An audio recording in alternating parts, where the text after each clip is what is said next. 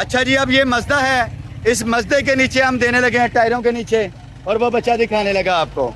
ये देख लीजिएगा वैरायटी बैग की, बेटा दे टायर के नीचे, मिड में रखना, पीछे वाले पे रख दे, पीछे वाले पे रख दे। और ये देख लीजिएगा, अक्सर लोग कह रहे थे कि अगले टायरों के नीचे नहीं, हम पिछले पे रखने लगे हैं। ये ड्राइवर भाई हैं, अल्लाह पाक इनको हिफ्ज़ो मान में रखे, अपने बच्चों के लिए मेहनत कर रहे हैं। और ये मजदा और ये बैग पाजी चढ़ा दो।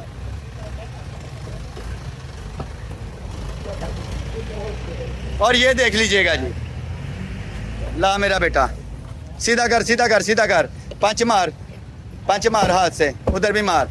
ये ले लें जी, बंद करो, अब बंद करो। ये दे लें जी, ये वो बैग है जो अभी मजदे के नीचे दिया है हमने, ये वो बैग हैं। अल्हम्दुलिल्लाह क्वालिटी और वैरायटी दे रहे हैं, और आप लोगों की दुआएं ले रहे हैं।